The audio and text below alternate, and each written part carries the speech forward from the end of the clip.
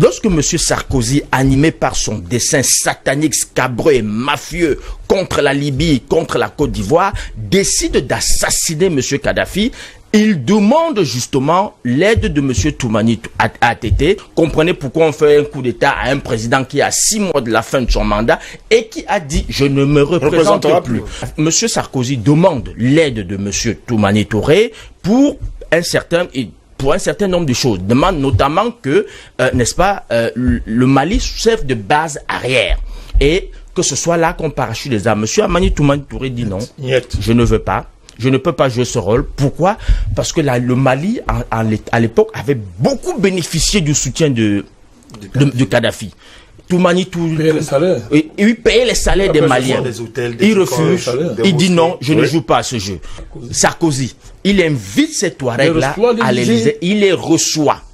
Et il leur dit, écoutez, vous avez enfin l'occasion de créer un État propre à vous et la France va vous accompagner dans ce sens. C'est à partir de là qu'est né le mouvement En Sardine. Oui. Parce que à l'époque, il y avait le mouvement de libération de l'Azawad, qui était un mouvement pas très structuré, qui était un mouvement de revendication, mais pas très structuré et non armé.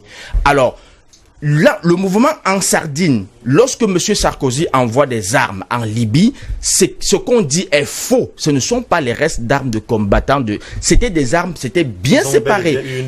Ils avaient eu une dotation spéciale lorsqu'on a parachuté les armes en Libye. La cargaison, il y avait une cargaison qui était destinée à n'est-ce pas, à armer En Sardine, le mouvement Touareg. Il y a les images. Les images sont là. Allons-y rapidement, monsieur, nous allons sortir du débat dans un instant. Et c'est à partir de ce moment que la France, n'est-ce pas, décide de soutenir les mouvements Touareg, après avoir bien sûr... de les équiper avec les pick-up. C'est uniquement... Cette commande était passée pour eux. Il faut qu'on arrête de nous distraire. Le mouvement terroriste, n'est-ce pas, au nord Mali, a été soutenu, encadré, équipé, financé, entraîné par la France. Donc, le problème aujourd'hui au Mali a un nom, ça s'appelle la France. Et donc, on arrête de nous distraire avec des faux problèmes. Moi, en tout cas, je ne viens jamais m'asseoir pour parler des faux problèmes.